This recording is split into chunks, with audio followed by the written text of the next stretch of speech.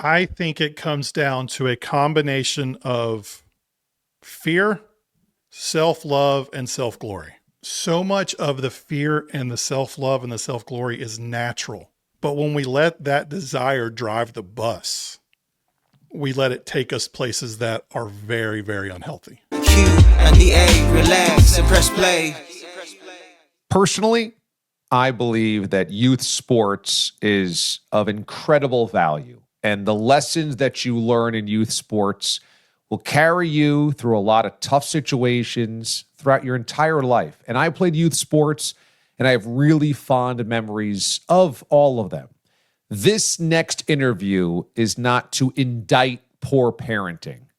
This interview is to discuss, to illuminate, I think, a burgeoning problem in the U.S., and that is the youth sports complex, which is putting parents and players, kids, in its crosshairs and then squeezing anxiety, squeezing insecurity, squeezing money, and squeezing time. And I wanted to talk to somebody who is right now really analyzing this and walking parents through this on a daily basis. Jonathan Carone runs healthysportsparents.com. Now, this is a website and then social media channels and a podcast that began back in January. It has struck a nerve. He has a degree in sports management. He has 3.5 years as an administrator at a D1 school. He has been at all levels working within youth sports, and he's having really important conversations which are resonating right now. So what right now is the single biggest challenge facing parents in youth sports? The pressure to keep up. The idea that if you don't have your kid in some type of high-level academy before they get out of pull-ups, then they're going to fall behind and not make the varsity team.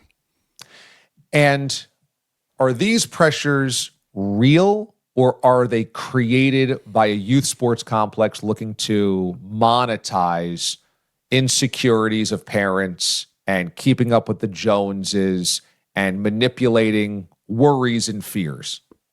Yes. The answer is all of the above. Yes, to all the above. I wish I could say it's one or the other, but I think more so if we were to give it a percentage, I would say it's 65-35 made up, with 35 being real. I heard Greg Olson say one time, and I thought it was a very good thing for him to point out. When everyone else is specializing, if your kid doesn't, then there is a sense of they might quote unquote fall behind, especially if you live in a large metro area or you go to if you live in a high school district of a couple thousand kids. So I get that as real, but also the numbers have been the same for about 2 decades now, that 70% of kids quit sports by the time they're 13.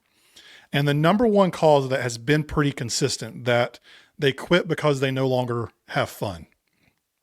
So if we know that fun is the number one thing keeping kids in sports, then if we can help our kids learn to love the game they're playing, whatever it is, and ideally at young ages, they're playing a bunch of sports so that they can figure out what they actually do care about the most and enjoy it the most, then by the time those other kids quit, they have such a passion for the game that they're willing to put in the extra work to catch up.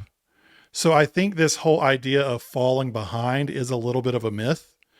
And if our kids love the sports enough, they may be behind at 12 years old, but as they grow into their adult post-puberty body, if they love the sport and have learned to do what it takes to get better, then they're going to catch up, even if they didn't start playing club ball at 4 years old, which is a bit facetious, but they didn't have to start playing in 2nd grade. They could have started playing club ball in middle school, and they'll find their way once they get to high school. They might get cut in 7th grade, but is getting cut in 7th grade really the end of the world? Yeah. So this is my concern, is that what's the end what's the end result if you are driven towards the fear that your kid will fall behind in sports? In other words, if the end result is a professional career, well, almost no parent is going to shepherd their child to a professional career. If the fear less is than 1% of 1%. less than 1% of 1%. Okay. So almost no parent out there watching this is ever going to have a kid that gets paid for the sport. And I'm going to interrupt you because I'm going to tell you the pushback one of your listeners is saying right now. But Damon, with NIL, they might make money in college or in high school. I want to give you that number too before you get to your point, just so you can have that in your toolkit. So I was going to say the next rung of pressure of I can't let my kid fall behind is, well, what happens if I want them to have a scholarship in college? And I would say that is a minuscule number as well. But let's start in the in-between, earning money to play college sports. Well, the college in general, less than 2% of elementary age athletes go on to play college at any level, Division 1, 2, 3, NAIA, or junior college. Less than 2% of elementary age athletes. And that's NAIA we're talking about, or D2 or D3, not just Division 1 where you would play football at Alabama or play soccer at Virginia. You are talking about any level of collegiate sports post 12th grade in high school is less than 2% of the kids that you will see out there playing Little League. And I'll break that down for you so that you can have it. We know 70% quit by the time they're 13. If we assume, which is a huge assumption, that those 30% go on to play varsity sports, which we know is not the case. We know kids fall out between 13 and 17. Only 6% of varsity athletes go on to play college at any level. Okay, so let's just so 94% of the kids you are watching play varsity sports. 94% will not even play NAIA, let alone at a college that could earn them money to play. Correct. 2 to 2.5% will play at the Division I level traditionally, which what we also have to acknowledge with the new House agreement, where we're going to roster limits instead of scholarship limits, walk-ons might not exist at a lot of these schools in a couple years. So your kid that was a good player that had the heart and the drive to go walk on at Wake Forest University, which is right down the street from me, doesn't exist anymore, or it's not going to exist by the time they get there because we have roster limits now. We don't have scholarship limits anymore. We have roster limits. So that Division I level, there's an estimate that that the House settlement is going to get rid of about 1,500 roster spots across Division I sports because of the limits now. You can't have walk-ons. Baseball used to keep extra kids. They now can only have a certain amount. So the opportunity is even smaller than it has been with these numbers we're talking about. And so when I hear parents get stressed out that they gotta keep up with the other kids, they have to make sure they don't fall behind, as you said. I'm thinking, well, if the end goal is you think your kid's making the pros, it's just not happening. If you think that they're making college, it's probably not happening. And if you are just trying to get them to varsity in high school, you probably don't need to be darting around the country spending tens of thousands of dollars just to get them to varsity. Now, maybe you do. I don't know that world. My son is 2 years old. I'll know that in a couple of years. But is it just a misplayed neuroses that you have to, quote, keep up with all the kids? Because at the end of the day, you'll think you need to do that through ages 9 through 13, but it won't ultimately matter a lick by the time you get to 10th grade? I think it comes down to a combination of fear, self-love, and self-glory. Meaning, we're scared our kids are going to experience hard times, so we have to keep up so that we can make their life as good as possible. We're afraid that they may not have as much. We're afraid they may not have as much as we had, so we want to give them more than we had. And our parents couldn't give us these things, so now we've swung the pendulum back so far that we've taken it too far. I think that's one side of it. I think so much of what we deal with is at the core of so much of anything we do is this idea of self-love and self-glory. We want others to love us, and we want them to think we're competent, and we want them to think we're doing a good job. So if I can put my kid on this travel team and they can become a good athlete, then the other parents are going to think I'm doing a good job. And we may not be able to articulate that, and we may not think that is, but down at the core, that's just the human nature. We want others to think good about us, because when the cavemen come through the cul-de-sac, we want that person to be on our side. It's just the way humans were created. And so much of the fear and the self-love and the self-glory is natural. It's not necessarily bad. Like wanting other people to think you're competent, like you want people to think you're competent at your job. Like that's a normal thing. But when we let that desire drive the bus, we let it take us places that are very, very unhealthy. They listening, dear. Yeah. Everything Hey. we saying, dear. What's good, everybody? What's up, everybody? We'd like to welcome you to the Q&DA party. Be good and be good to one another. Get comfortable, sit down and enjoy the show with your lover. Feeling good, doing well, that's the vibe that we bring. From your mic to your mind, from Cali to Maine. Q&DA, Q&DA, Q&DA. Relax and press play. Hey, just a reminder, subscribe to the channel if this is the first time you're here on YouTube with us. That means you'll get alerts when we go live on Sundays and other conversations like this one. Also, make sure you're joined as a member if you love this content for exclusive member content, including an upcoming Ask DA Anything on August the 8th, and shop at our store, watchdastore.com. And this conversation with Jonathan will have a members-only video to accompany it, called the Raw Feed series. Look for that. And I think there's a social media component we have to delve into. But the thing that strikes me in the gut constantly as I talk to my friends who are parents or callers or listeners that are parents, it strikes me as I listen to their stories that their insecurity is constantly being exploited by an industry that knows they can just pull on this anxiety constantly. And the industry is the youth sports complex that says you have to play on this travel team, and you have to go to this combine, and you have to go to this athletic training coach, and you have to be on these three teams, because if you don't have those three bats, and if you don't have that off-season workout, well, I mean, you're just not doing your job. And it's almost like, to me, it feels like the industry knows better. But boy, it's billions of dollars coming in on parents that are scared of not doing it. How much of this blame lies on the industry soaking the parents for money? A lot of it. And I think I like to be honest in this space. So there are great clubs out there. There are great coaches out there. There are great skills trainers out there who are charging just enough to make a living, but not enough to take advantage of parents. And those people absolutely exist. And I cannot critique the industry unless I acknowledge that those people are there. But I've seen the house of the guy who started the big travel ball organization around me. And it's not little. And so how old are you? Let me ask that. How old? 46. You're 46. So you saw this. I'm 38.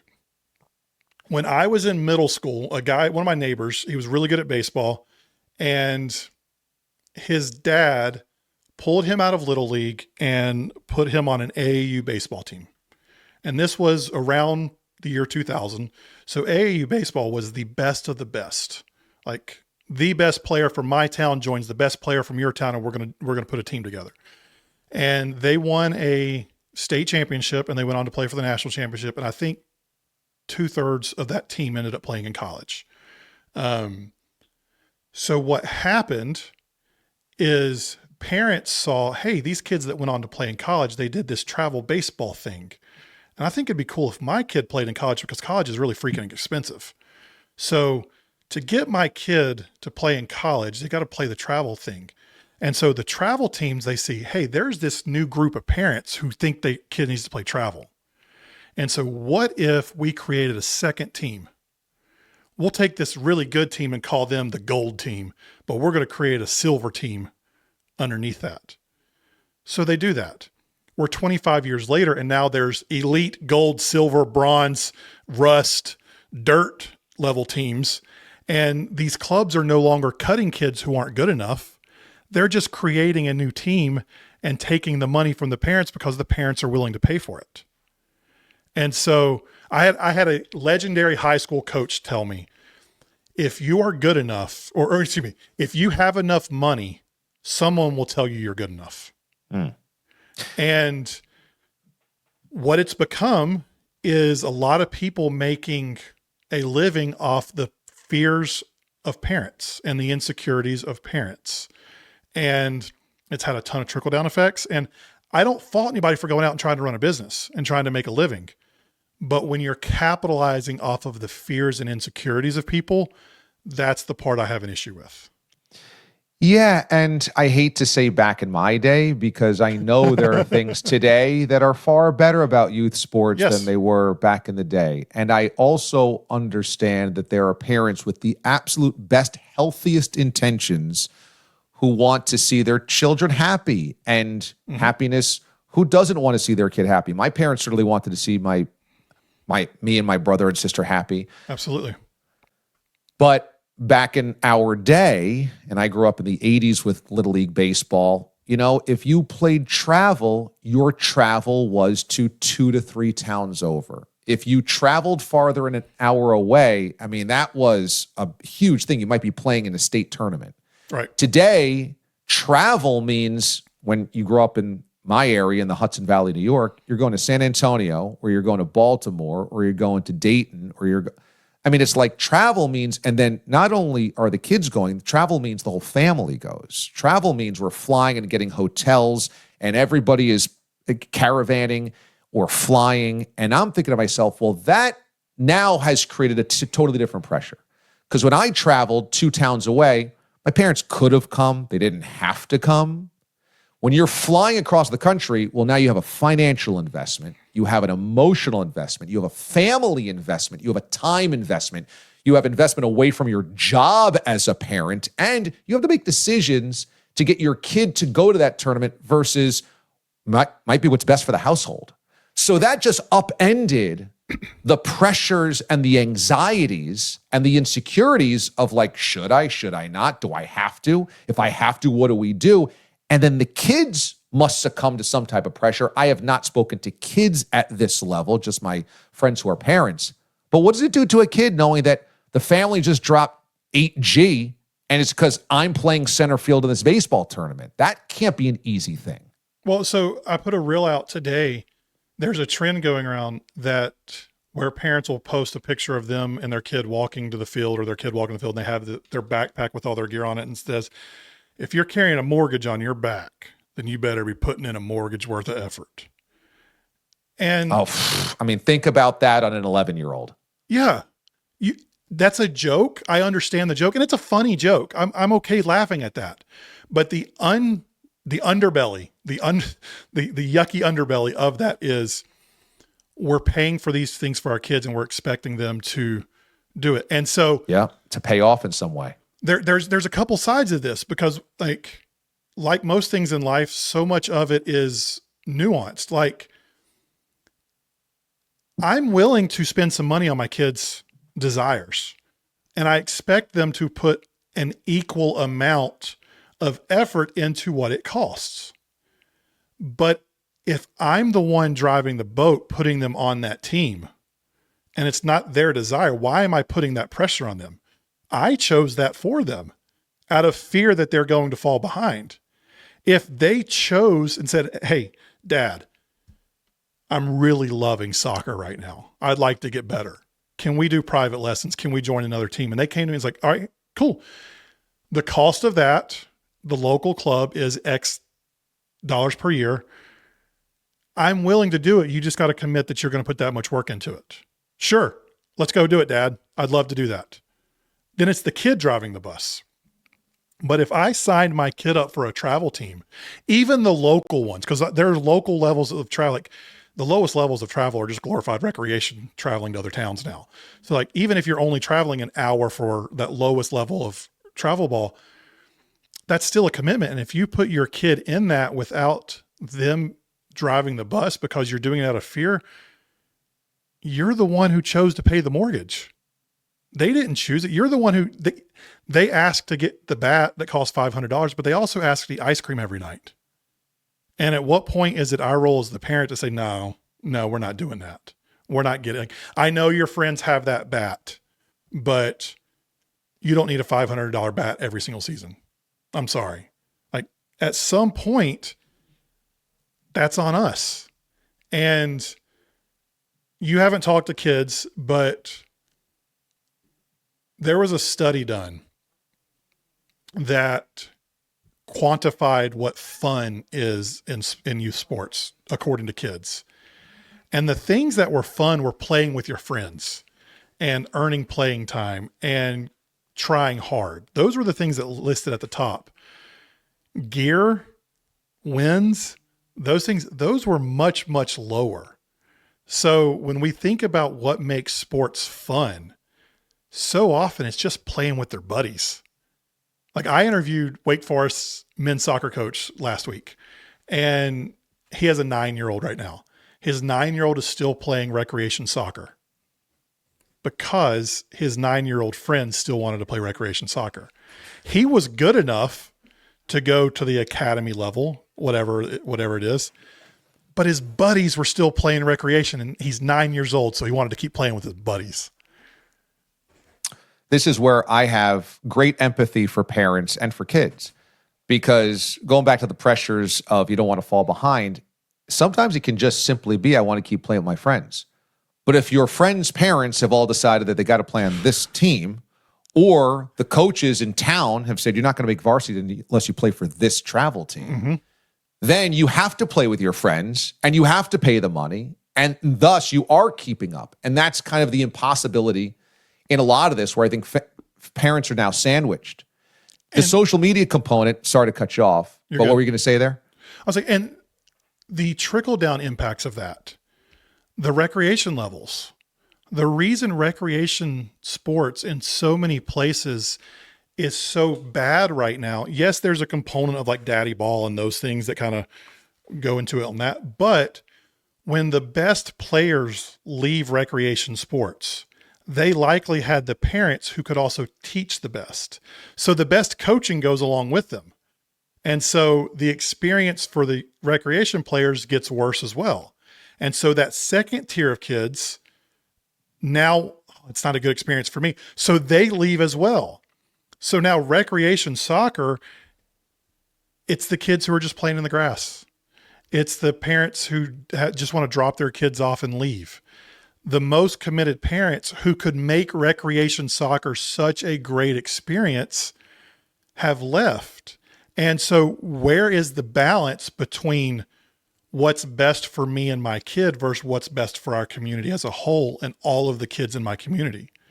And I could get on a soapbox about American individuality right now that has kind of played a piece in this, but we have lost that community. When you were coming through, like, playing varsity was such a great honor to represent your high school. That was the ultimate goal. Yes. And this is where I always start. Ultimate goal was playing varsity for your high school team, because you really couldn't play bigger than that. Right.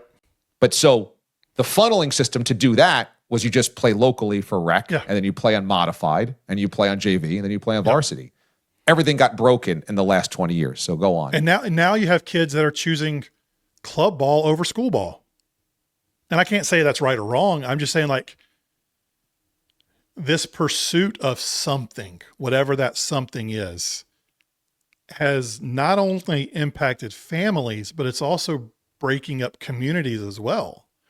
Like, your buddies you go to school with, you don't really get to play with anymore because you're on this team, they're on that team. And like, school ball is an afterthought in so many places, or it becomes the thing, like you mentioned, if you don't start playing for the certain club in 6th grade, you've got no shot at making it in 11th grade when you get to varsity.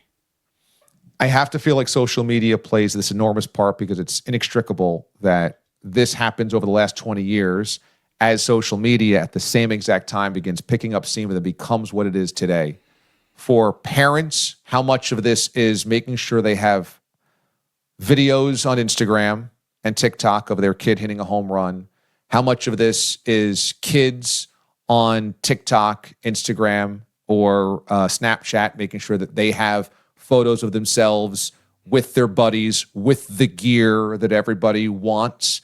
And if you didn't have those photos, or you didn't have, quote unquote, the evidence, then it, quote, never happens, photos, or it didn't happen. How much of this is just the visuals of, hey, look, I'm doing it too, and look how cool it is? I interviewed Steve Magnus back in the spring. And for those that don't know, Steve Magnus worked at Nike. He was a college cross-country coach. He's one of the best motivation and thought leaders. He's written a couple of books. He's incredible on the subject. He said that back in our day, our comparison circle was our elementary school, was our middle school, was our high school. And so we didn't have this giant circle to compare ourselves to. We didn't realize we were behind unless there were 10 kids better than us in our grade. But now, because of social, our comparison circle is the entire freaking world. It's these other kids have this thing. Well, why don't you have that? And one example I'll give you is I live in a small town. My local high school is 850 kids. For my kids to play soccer at that varsity level, all they have to do is show up with a physical, a pair of shin guards, and a set of cleats and try out. We don't have a JV team. We don't have the numbers. So if I was just comparing my circle in my town, there's no pressure whatsoever of my kid falling behind. But the algorithms are serving me up videos of kids in bigger cities with better training. Right. And I'm getting promotions. I'm getting ads from this group or that group who's offering training or this new product or whatever. And so no longer am I seeing the context I'm living in. I'm seeing the context of the whole freaking world. And the human brain just wasn't made to keep up with that. So we've identified all the problems here. I'm going to get to solutions and advice for parents in just a second. But you had a video the other day that I found fascinating. And that is, we are not just talking about a culture shift in youth sports that affects your neighborhood, but it affects everybody in the state, everybody in your region, and everybody at every level, going all the way up to the pros, because it's about socioeconomics. You had cited the racial components being part of it, but really it's economic components. Mm-hmm. And it's not that those in urban areas can't afford to play, let's say, baseball or what have you.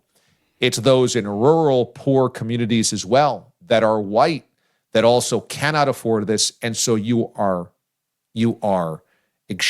eliminating massive portions of kids that just can't play the sports that we all used to play anymore. How problematic is that part of this? So those stats that I mentioned in that video, it's like 60 kids who come from low income areas, have 60% less access, and they quit at like a 6 times higher rate than kids who have a higher socioeconomic rate. Those come from our mutual friend, Jason Sachs at Positive Coaching Alliance. He was the one who introduced me that. They did a huge study through Oakland and Oakland City Schools on that. And you talk about how your travel growing up was a town or two over, if you were lucky. In my area, a rural, poor county of North Carolina, our soccer club does not have the numbers to have a league solely in my town. And we're the biggest town in our county. So we had to combine with the other 2 towns in our county. So our location, West, has 4 U10 teams. South has 2, and they barely have enough for those 2 teams. North has 1. So within our entire county, we have 7 U10 co-ed soccer teams. So we're having to travel around the different towns in the county every single weekend. And the north location is 40 minutes from my house. So at U8, U10 soccer, even at the recreation level, we're still having to travel 40 minutes every month because we rotate around. Every 3 weeks, I have to travel 40 minutes to get my kid to a game at the lowest level of soccer. There are parents who can't do that. There are families who can't take an hour. And imagine those families up there that have to travel 30 minutes or 40 minutes each direction those other weeks. So I'm the lucky one in this conversation. They don't have the capacity to travel. So kids are getting less opportunities.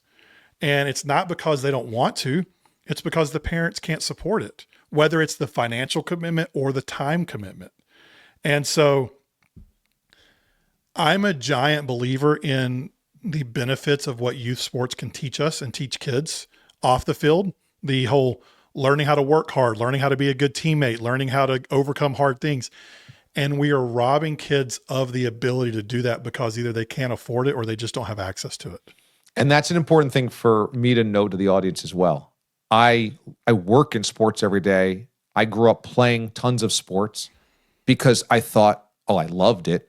But also, I think there's enormous value in playing youth sports. I think those are lessons you cannot learn in the classroom. There are lessons about life, about camaraderie, about loyalty, about dedication, about finding your best self, about I wouldn't success. be who I am today without the lessons I learned on recreation soccer fields and baseball fields and basketball courts. And so many people feel that way: success and failure, cutting, achievement, not making it, what you need to do to dedicate yourself to team, to community, to others. It's just massively important. But the socioeconomic part of this is ridiculous, where there's just people that simply, I can't afford to send my kid across to X with a tournament or to travel this far because I got 2 jobs and my wife works as well, or she's got to take care of the 2 other kids. So, Jimmy can't play, on that team 45 minutes away. And it's just like they fall between the cracks. And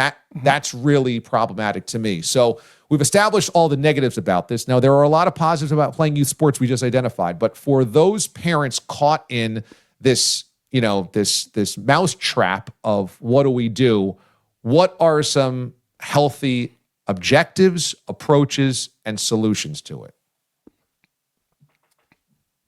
The first place we have to start is recognizing that this is our kids' journey, not ours. So it should be led by their desires and their passions. Our goal as parents is to help our kids discover what they're passionate about and facilitate those passions. Because ultimately, we want our kids to learn the things you were just talking about. And I think youth sports are a great place to learn those. But so are scouts, so is dance, so is art, so is band, so is art. There are so many places you can learn theater, you can learn those things. So if your kid's not passionate about a sport, why are we pushing them into it in the first place? So I think the first thing we have to do is is this what my kid even wants?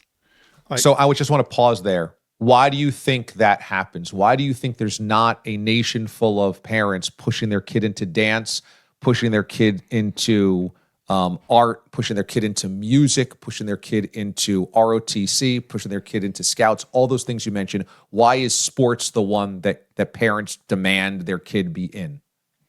So part of it is access, because those things are freaking expensive as well.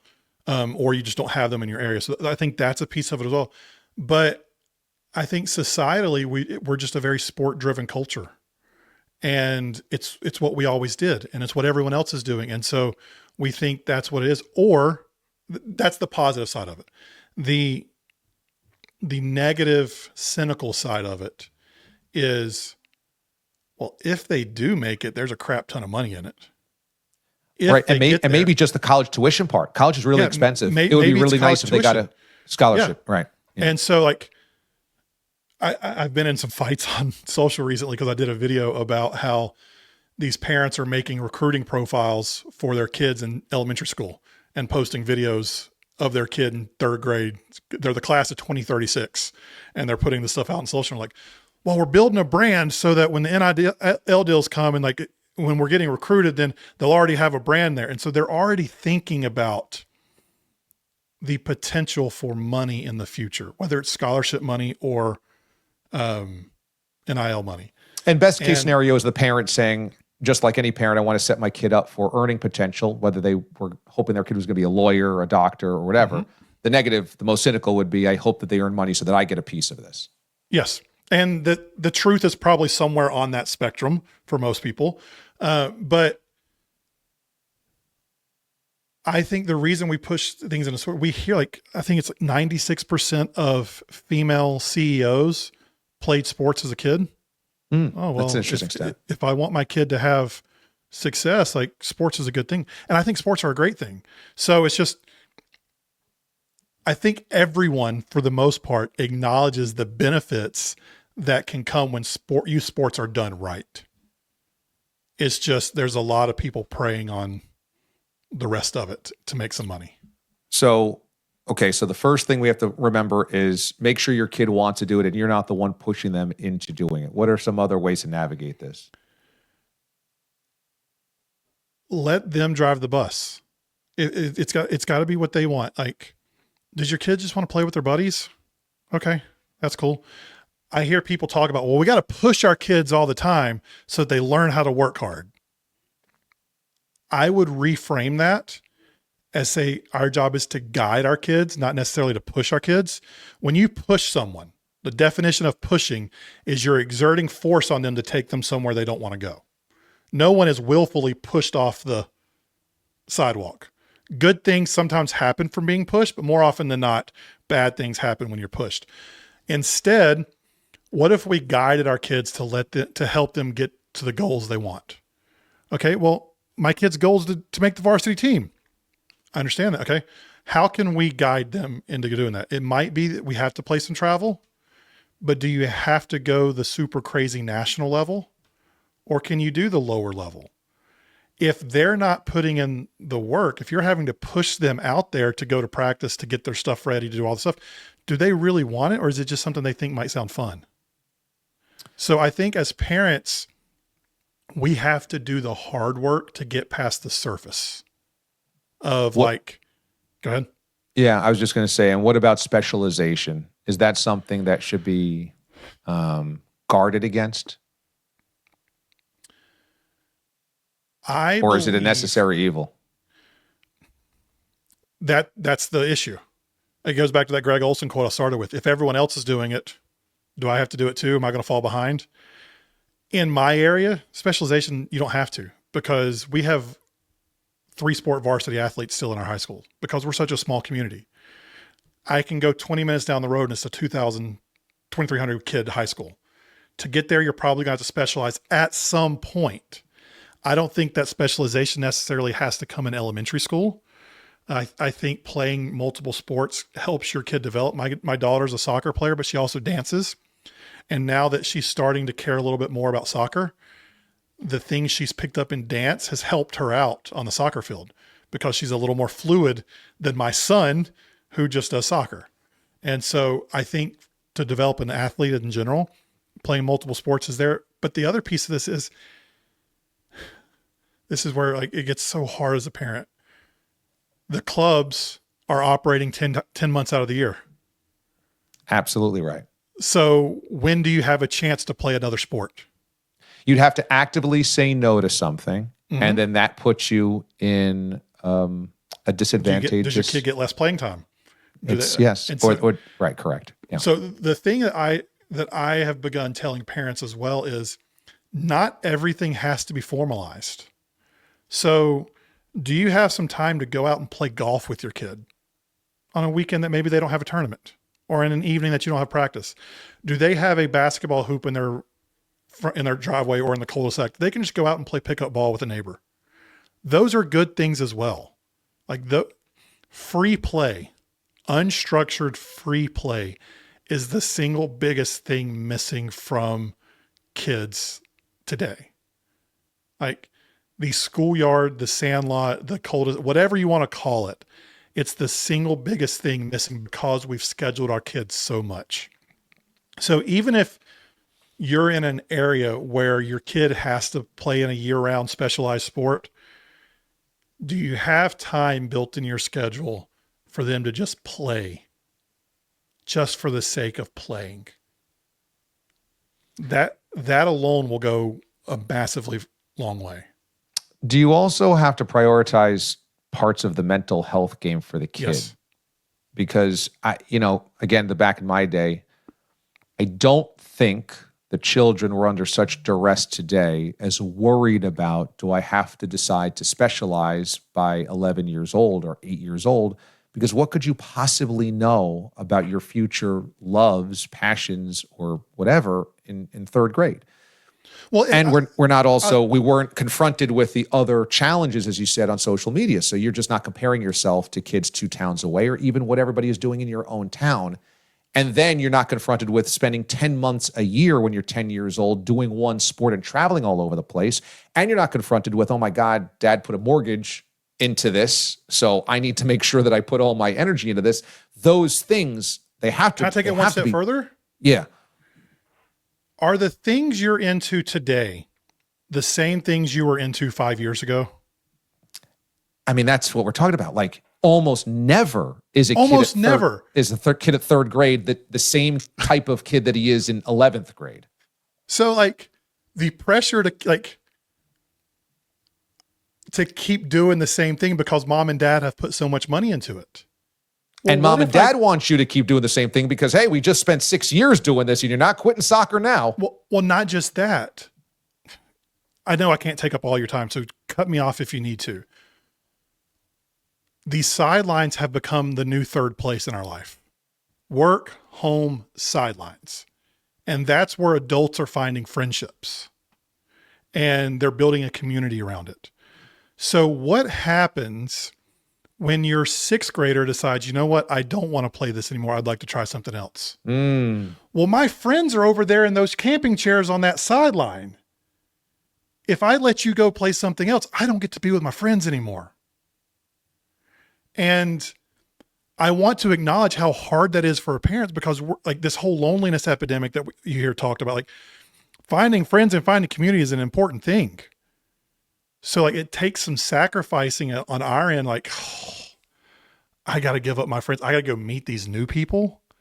I got to go talk to people I don't know again. Like, I don't want to do that. I just want to talk to the people I've been talking to.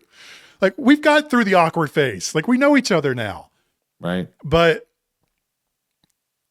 if it's like, we've had our turn and it's their turn now, and we can't dictate their journey based on what we necessarily want. There's a balance there. They can't dictate our life either, but based on what they want. Like, it's not all or nothing. As a family, that's give and take. So it's hard, man. It is so hard. So that's why I brought up the mental health part of it. If your child is playing 10 months a year a certain sport and there feels like there's almost no time for anything else, how important is it to just find those moments where you're not doing sports, you're not talking about sports, you have nothing on the table that's competitive or something like that, and you're doing something with your child or allowing your child to do something that is completely disconnected, or something therapeutic, something meditative, something quiet? How do we make sure that that is part of the equation? I think you're exactly right. I'm going to go a little more surface level just to help people understand for a second, and then we can get deeper there. If our entire relationship with our kid is based off an activity where they have to perform, then what we are subtly telling our kid is that our love for them and our happiness with them is based on their performance. We're not trying to tell them that, but if that's all we're around, it's the lesson they're going to learn. So as parents, we've got to find play. Like, I tell people, take the kid to get ice cream when they've had a crappy game.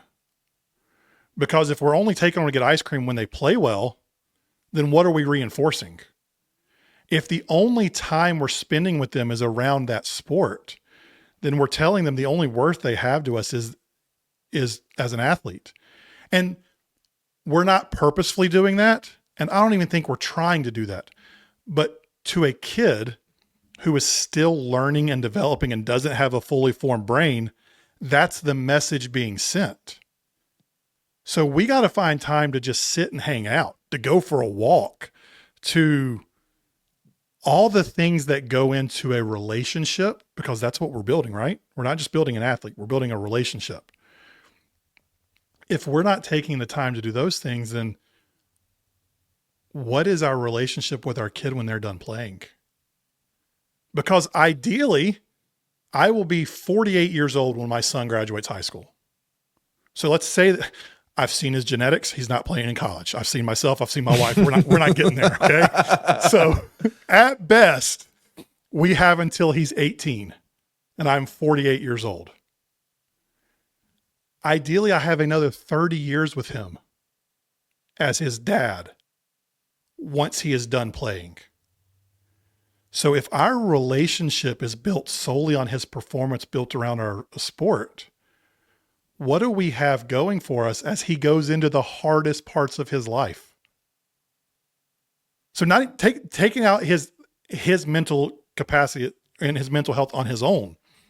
Relationally, where are we at? And then you put what does he think about me? How does he receive love from me? And we all know how many adults do unhealthy things because they're chasing the love and acceptance of their parents. Even in your 40s, we all do it. So if that's the foundation, how much harder is that for him to overcome in his 20s? But if we can take the time for him to learn, like, dude, I love you no matter what. You are my favorite guy on this planet. Let's go play two square in the driveway because that's what you want to do. Let's read a book together. Let's go watch Ryan Trahan's 50 States in 50 Days because we're obsessed with that right now. Let's go for a joyride run and go buy some candy together.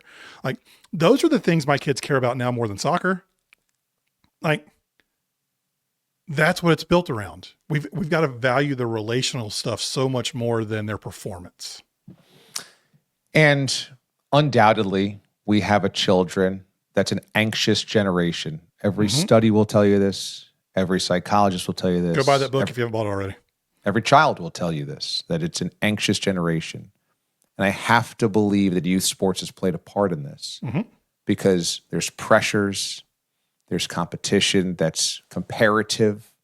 And as you said, when you invest so much time and money into something, resources, a child in their developmental stage feels like this is what their worth is built into, that they have to deliver this, because if they don't, their development phase, a child in their development phase. I mean, they're so vulnerable. Kids are so incredibly emotionally scattered and vulnerable at that age.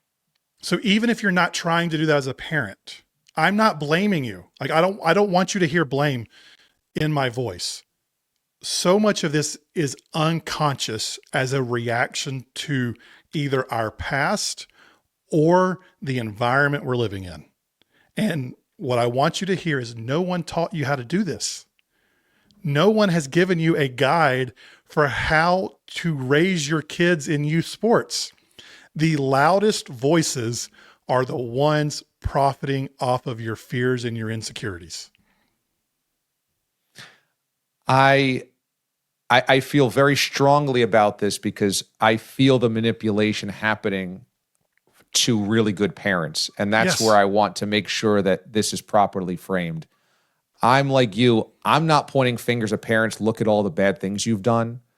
I'm saying we need to help raise awareness that those anxieties you're feeling, the discomfort that you're feeling as a parent about what are we doing here? What have we done? What are these decisions we have to make? That's natural. And don't feel like you have to keep going along the current that's kind of pushing you along without kind of any of your own control. I feel like there's a lot of parents thrust into this thing and they're like, well, what do we do? You have to do this. They have to, and they're telling us we have to do this. And the kid says they want to do this. And I just think that so many people are caught there that it's really important at this point in time, what you are doing, which is talking about, hey, these are issues. Let's identify them and let's find healthy alternatives, options, or just keep expressing this difficulty, because if you don't talk about it, people think it's just the norm. Right. And it's really, it wasn't the norm, and it shouldn't be the norm, and people are caught in the crosshairs of it. And one of the things, the comments I get all the time is, what's your solution then, dude? Are you just whining on the internet? Are you just going to be a keyboard warrior and whine about and complain about stuff? I don't have solutions for a lot of this. So much of this is baked into the system we're living within. And so we have to figure out how to navigate it in the healthiest way possible. And the other piece, that my community is different than yours. Where I live is different than yours. America is too big of a country to have an overarching systemic change across the board all at once. We're not like England, where like the FA, the Football Association, can say, we're going to do this, and then all the coaches get on board. So much of this is community minded. So my encouragement to parents is always, if there's 4 or 5 of you who have kids in the same grade in your community, and you want to do this a different way, team up and do it together. Because that's all it takes. Get 4 or 5 of you. And then you can recruit a couple more parents. And within 2 or 3 years, you're going to have a team's worth of parents to go do this. And will they reach the top of the top levels? I don't know. But I guarantee you, when you get to the end and they're crying after they lose that playoff game their senior year, and it's the last time they're ever going to play together, I guarantee you will have made it through the process in a healthier way than those who are chasing after all the other stuff. And the relationships your kids have with those neighbors and kids they were in school with are going to last so much longer than the hyper competitive nature of so much of this. It's a great lesson. And also, within the process, there are ways to keep a healthier mind by being aware of what you need to do and what you don't need to do. Yeah. And how you can navigate it with a better mind state and with your kid. And I think all those things that you mentioned, developing a relationship with your child beyond the sports element and whether that child performs well or does not perform well is hyper important, because then that shifts, I think, self-worth, value, priorities. And like you said, if after the worst game of the kid's season is when you reward them most, or at least show them tons of love and have something totally apart from sports to bond over, it helps. If you're going to walk this, let's face it, it is a chaotic, ridiculous youth sports complex right now, however you got to navigate it. As long as you have a few like internal awareness tools to navigate it, at least then if you have to do these things, you'll be better served kind of going in. It's, it's like going to the batter's box, but you also have an elbow guard, or you have a helmet on, or you kind of have studied film on this. It's just, you're better served going into it. If you're going to have to face this pitcher, okay, at least I know what's coming. You still may get a fastball in the hip, but you got a better shot at hitting a home run too. Right. Or at least getting on base. Right. I think what you're doing on social and with the website and everything is incredibly valuable. I know there's a lot of parents out there that share that same thought. So great job by you, Jonathan. And I'm sure this won't be the last time that we talk, man. But thanks so much. If you wouldn't mind, let all the viewers right now that have watched this through to the end know how they can kind of connect with you and ask you questions and just kind of listen to all the stuff that you've been talking about. So healthysportsparents.com has all of it. Whatever social media platform you're on, at Healthy Sports Parents. I try to answer every message I get. I'm a one-person shop running this, but if you send me a message, I will be glad to answer whatever I can. I'm trying to help as many parents as humanly possible through this, because we need it. And if we do it together, then we got a better shot at doing this in a healthy way. So Healthy Sports Parents, podcast, YouTube, social media, website, wherever you want to find it, that's where we're at. Great stuff today, man. Thanks so much. Thanks so much. Appreciate you.